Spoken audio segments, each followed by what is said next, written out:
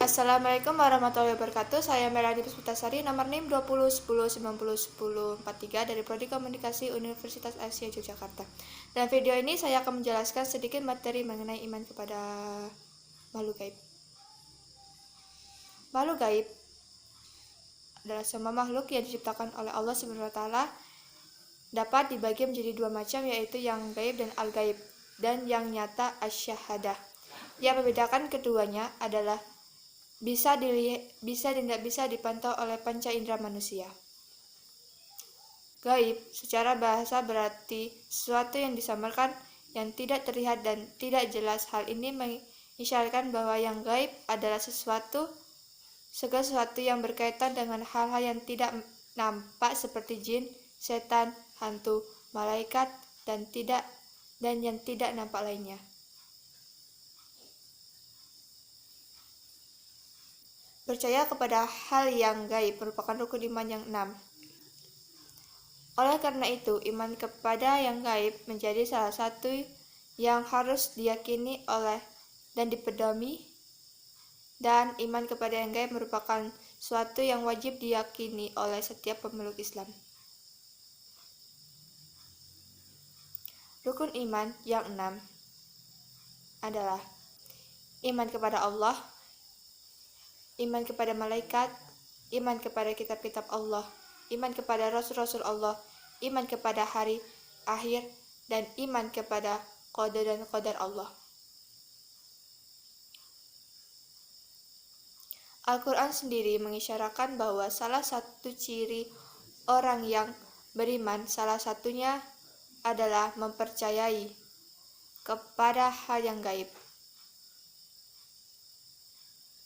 Makhluk gaib harus kita percaya keberadaannya, karena dengan kita meyakini dan mengimani keberadaan makhluk gaib berarti kita iman kepada hal yang gaib.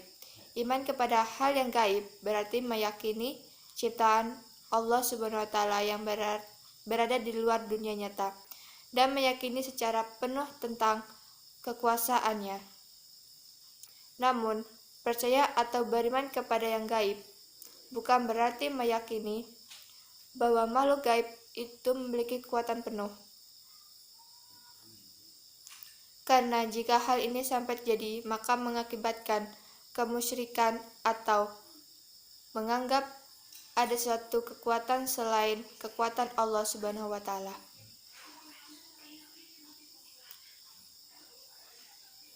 Malaikat. Pada bagian ini saya akan membahas tentang pengertian malaikat, eksistensi malaikat dan nama tugas malaikat, sifat-sifat dasar malaikat, perbedaan malaikat dengan jin, setan, dan iblis. Hikmah beriman kepada malaikat Allah Subhanahu wa taala, dan cara untuk meyakini dan mengimani keberadaan malaikat.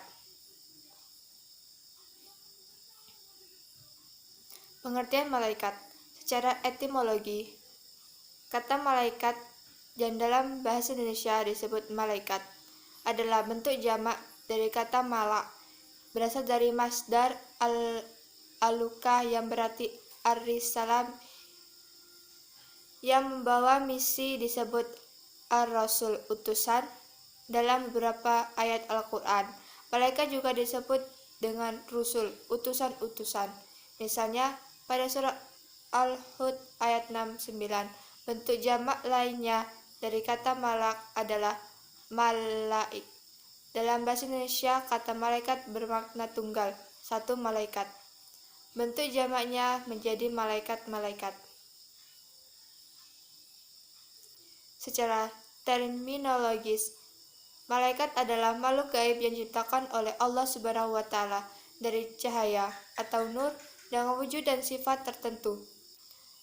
Tentang penciptaan malaikat, Rasulullah SAW menginformasikan bahwa malaikat diciptakan dari cahaya, berbeda dengan jin yang diciptakan dari api. Malaikat itu diciptakan dari cahaya, jin diciptakan dari nyalanya api, dan Adam diciptakan dari apa yang telah diterangkan kepadamu semua. Hadis riwayat Muslim. Tentang kapan waktu penciptanya tidak ada penjelasan yang rinci, tapi setiap jelasnya malaikat diciptakan lebih dahulu dari manusia pertama, yaitu Adam. Bagaimana yang disebutkan oleh Allah Subhanahu wa taala dalam surah Al-Baqarah ayat 30 yang artinya, "Ingatlah ketika Rabb-mu berfirman kepada para malaikat, sesungguhnya aku hendak menjadi seorang khalifah di muka bumi." Eksistensi malaikat. Semua makhluk ciptaan Allah Subhanahu wa taala dapat dibagi kepada dua macam, yaitu makhluk yang gaib, al-gaib, dan makhluk yang nyata, asy-syahadah. Yang bisa membedakan keduanya adalah panca indera. Panca indera manusia, segala sesuatu yang tidak bisa dijangkau oleh salah satu panca indera manusia digolongkan kepada al-gaib, sedangkan yang bisa dijangkau oleh salah satu panca indera manusia digolongkan kepada asy-syahadah. Untuk mengetahui dan mengimani wujud makhluk gaib tersebut, seseorang dapat menempuh dua cara. Pertama, melalui berita atau informasi yang diberikan oleh sumber tertentu. Kedua, melalui bukti-bukti nyata yang menunjukkan makhluk gaib itu ada.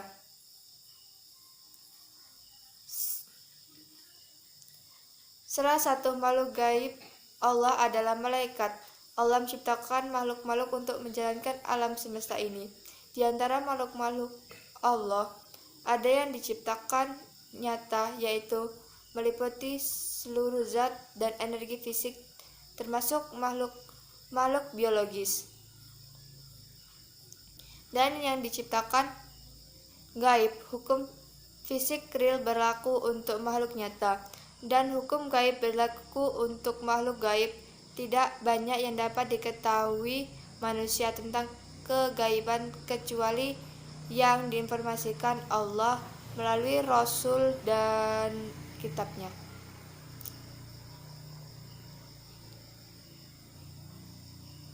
Sebagai makhluk gaib, wujud malaikat tidak dapat dilihat, didengar, diraba, dicium, dan dirasakan oleh manusia.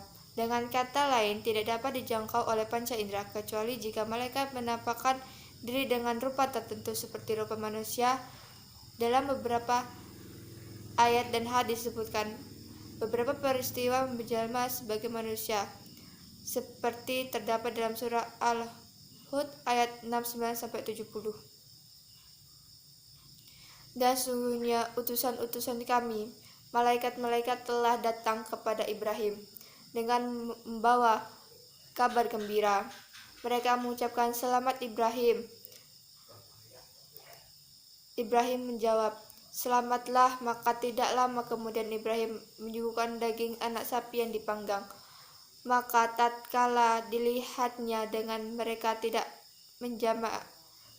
menjamahnya, Ibrahim memandang aneh perbuatan mereka, dan mereka takut kepada mereka. Malaikat itu berkata, "Jangan kamu takut, sesungguhnya kami adalah malaikat-malaikat yang diutus kepada kaum Lut." Nama dan tugas malaikat. Salah satunya jenis malaikat gaib adalah malaikat-malaikat mengembang tugas-tugas tertentu dan mengelola alam semesta.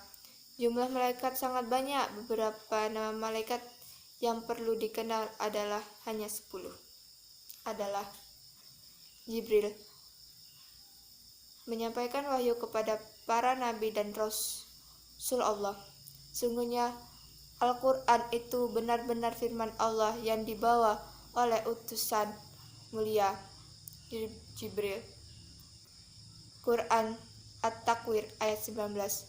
Barang siapa yang menjadi musuh Allah, malaikat-malaikat, rasul-rasulnya Jibril dan Mikail, maka sesungguhnya Allah adalah musuh orang-orang kafir. Quran surah Al-Baqarah ayat 98. Yang kedua, Mikail membagi rezeki kepada seluruh makhluk, diantaranya menurunkan hujan. Quran surah Al-Baqarah ayat 98. Israel meniup sangkakala pada hari kiamat. Hadis riwayat An-Nasai. Maut, pencabut nyawa seluruh makhluk hidup. Quran surah As-Sajdah ayat 11. Katakanlah, malaikat maut yang diserahkan untuk mencabut nyawamu atau mematikanmu, kemudian hanya kepada Tuhanmu lah kamu akan kembali. Quran surah As-Sajdah ayat 11. Munkar, pemeriksaan amal perbuatan manusia di alam kubur. Hadis riwayat Ibnu Abis Asyim. Nakir, memeriksa amal perbuatan manusia di dalam kubur. Hadis riwayat Ibnu Hashim. Raqib, mencatat amal baik manusia ketika hidup di dunia. Quran surah Ahqaf ayat 18. Tiada suatu ucapan pun yang diucapkan melainkan ada yang dekatnya malaikat pengawas yang selalu hadir. Quran surah Al-Kahf ayat 18. Atid, mencatat amal buruk manusia ketika hidup di dunia. Quran surah Al-Kahf ayat 18. 6. Malik, menjaga neraka dengan bengis dan kejam. Mereka berseru, "Hai malaikat, biarlah Tuhanmu membunuh kami saja." Dia menjawab, "Kamu akan tetap tinggal di neraka." Quran surah Az-Zukhruf ayat 77. Kelak kami akan memanggil malaikat. Zabaniyah surah Al-Alaq ayat 18. 10. Ridwan, penjaga surga, menjaga surga dengan lemah lembut. Quran Az-Zumar ayat 73.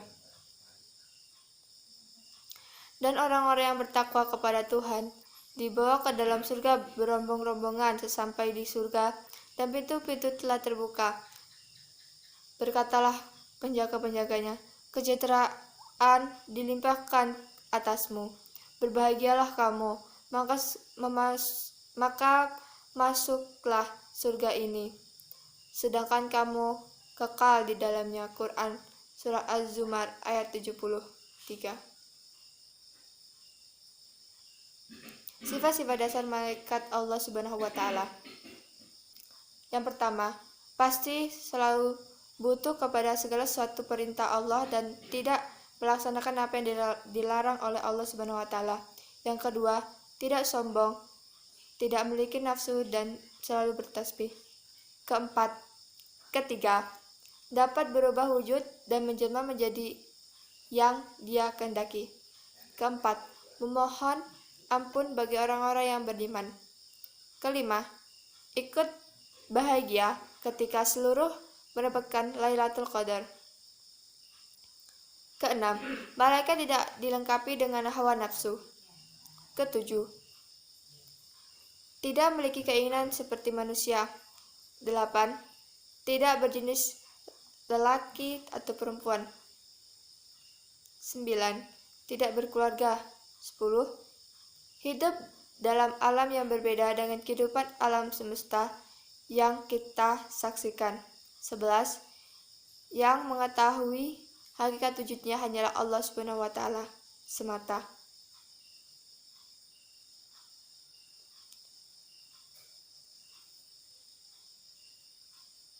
Perbedaan malaikat dengan jin, syaitan, dan iblis. Malaikat terbuat dari cahaya atau nur, sedangkan jin berasal dari api atau nar. Malaikat selalu tunduk dan taat kepada Allah, sedangkan jin ada yang muslim dan ada yang kafir.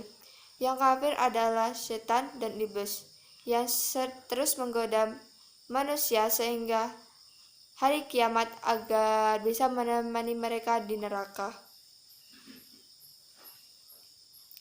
Malaikat tidak memiliki hawa nafsu, sebagaimana yang dipunyai jin. Jin yang jahat akan selalu senantiasa menentang dan menjalankan apa yang dilarang oleh Allah Subhanahu wa Ta'ala. Malaikat adalah makhluk yang baik dan tidak akan mencelakakan manusia selama perbuatan kebajikan, sedangkan setan dan iblis akan selalu mencelakakan manusia sehingga hari akhir. Hikmah beriman kepada malaikat. Pertama, iman kepada malaikat adalah yakin dan benar bahwa malaikat itu ada, diciptakan oleh Allah Subhanahu wa taala dari cahaya atau nur. Beriman kepada malaikat adalah rukun iman yang kedua. Rasulullah beriman kepada Al-Qur'an yang diturunkan kepadanya dari Tuhannya. Demikian pula orang-orang yang beriman semuanya kepada Allah, malaikat-malaikat, kitab-kitabnya, rasul-rasulnya. Quran Surah Al-Baqarah ayat 285. Wahai orang-orang yang beriman, tetaplah beriman kepada Allah dan Rasulnya, kepada kitab yang Allah turunkan kepada Rasulnya, serta kitab yang Allah turunkan sebelumnya. Barang siapa yang kafir pada Allah, malaikat-malaikatnya, kitab-kitabnya, rasul-rasulnya, dan hari kemudian, maka sesungguhnya orang itu telah sesat sejauh-jauhnya. Quran Surah An-Nisa ayat 136. Mereka diciptakan Allah dari cahaya, hadis riwayat Muslim, dan merupakan makhluk gaib yang tidak dapat dilihat oleh manusia kecuali jika Allah mengizinkan.